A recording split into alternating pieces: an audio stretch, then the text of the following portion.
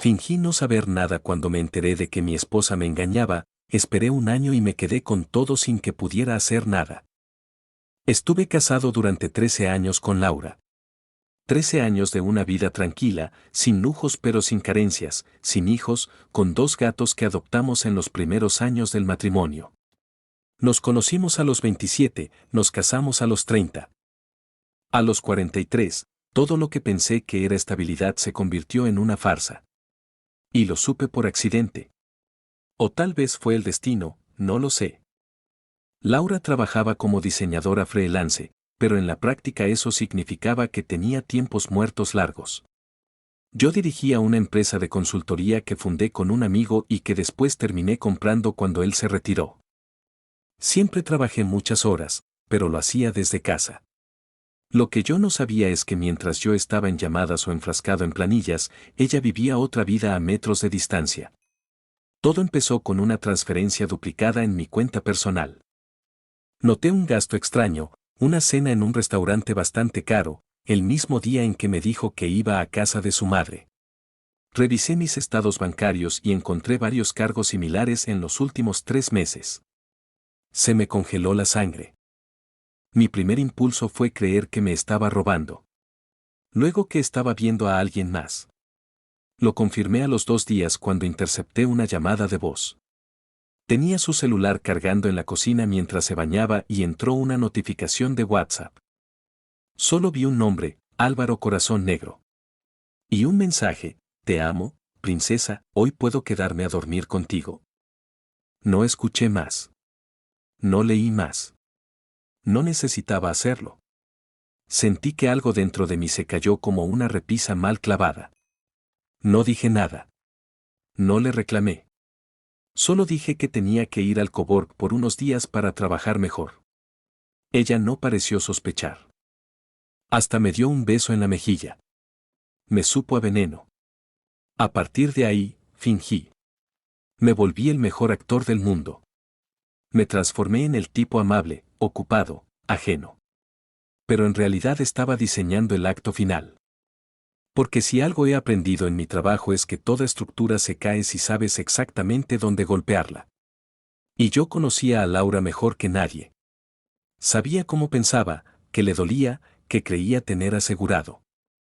Primero, contraté un investigador privado. Uno bueno. Me consiguió fotos, ubicaciones, videos, mensajes. Me mostró todo con profesionalismo quirúrgico.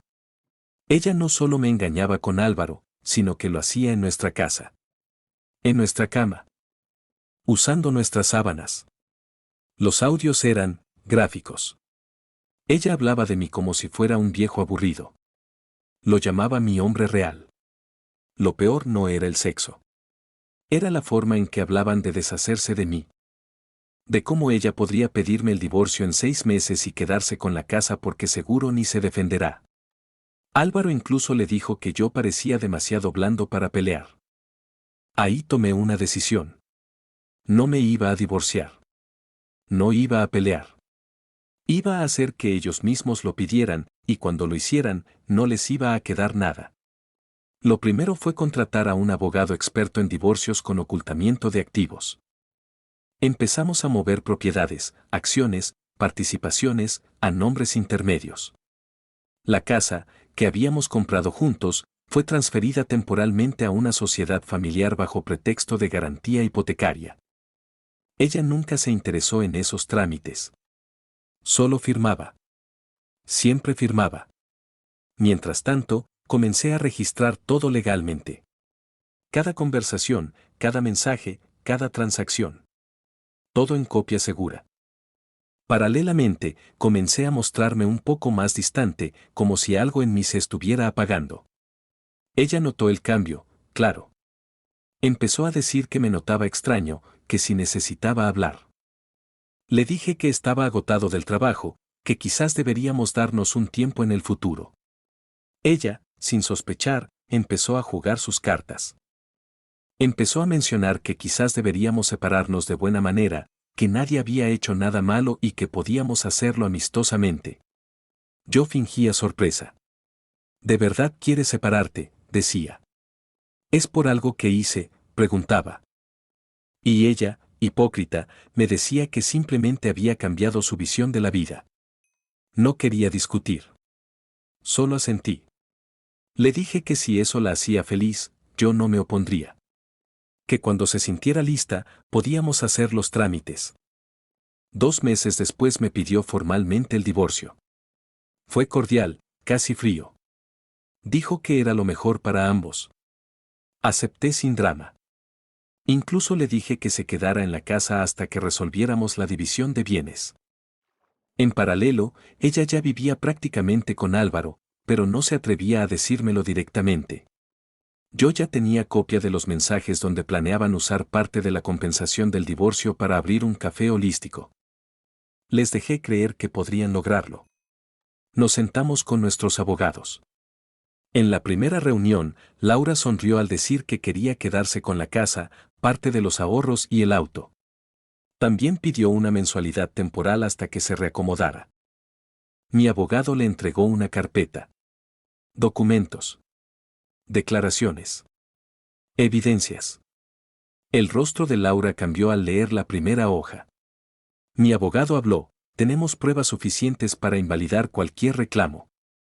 También podemos demandarla por adulterio, uso indebido de bienes matrimoniales y fraude fiscal, dado que usó fondos de la empresa para financiar viajes personales con su pareja, todo documentado.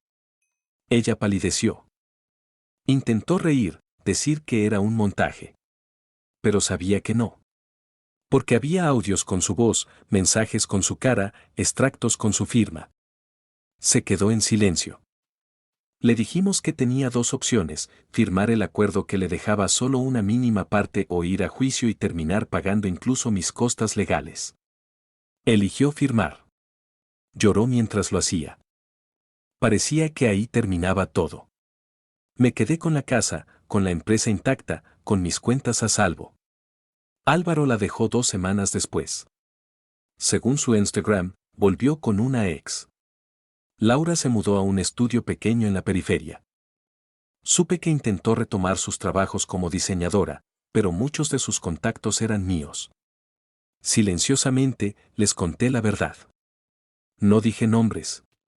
Solo advertí de su poca ética y los problemas legales en los que podía estar involucrada. Las puertas se cerraron rápido. Durante casi un año, no supe nada de ella. Hasta que apareció. Un domingo por la tarde, tocan el timbre. La cámara muestra a Laura. Dudo en abrir. Al final, salgo. Se ve delgada, demacrada, con una expresión que mezcla vergüenza y nostalgia. Me dice que necesita hablar. Le digo que no hay nada que decir. Me pide 10 minutos. Accedo. Me cuenta que se equivocó. Que cayó en una fantasía.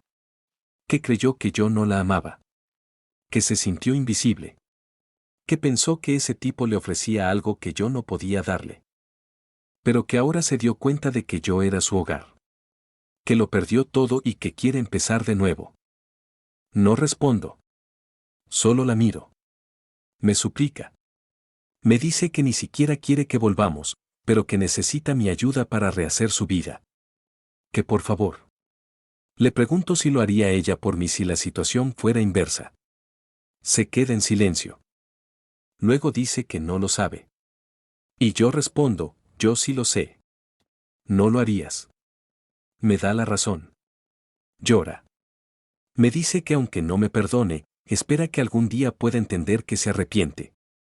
Que fue una idiota. Le deseo suerte. Me meto a casa. Cierro la puerta. Y ahí viene lo inesperado. Una semana después recibo una notificación. Laura está apelando el acuerdo. Dice que fue manipulada emocionalmente para firmarlo. Que fue víctima de una estrategia deliberada para debilitarla psicológicamente y que tenía derecho a más. Su abogado presenta una demanda. Intenta acusarme de daño emocional, de haberla espiado ilegalmente, de abuso financiero. Mi abogado se ríe. Me dice que están desesperados. Pero el proceso arranca. Durante 3 meses volvemos a tribunales. Ella testifica con lágrimas. Dice que la destruí. Que me vengué con precisión cruel. Que fingí ser bueno mientras le cavaba la tumba. Yo me mantengo en silencio. Mi abogado presenta todo de nuevo. Los correos, las fotos, las fechas. Incluso mostramos que ella tenía planeado dejarme y demandarme por abandono del hogar antes de que yo actuara. El juez escucha todo. La sentencia final, el acuerdo inicial se mantiene. No hay pruebas de coerción. La demanda por daños emocionales es desestimada. Ella debe pagar mis nuevos costos legales. Cuando salgo del juzgado, la veo sentada sola. Ya no llora. Me mira fijo. Y me dice algo que no olvido: nunca pensé que fueras capaz de hacerme esto. Pensé que eras débil. Le respondí: no era débil. Solo confiaba en ti. Lo confundiste con debilidad. Mala decisión. Me alejé sin mirar atrás. Hoy, casi 2 años después, vivo en paz. Me reencontré con viejos amigos. Viajé. Empecé a salir con alguien nueva, sin apuros. Los gatos aún me siguen por toda la casa. No me arrepiento de nada. Porque no la destruí. Solo la dejé caer en el pozo que cavó con sus propias manos.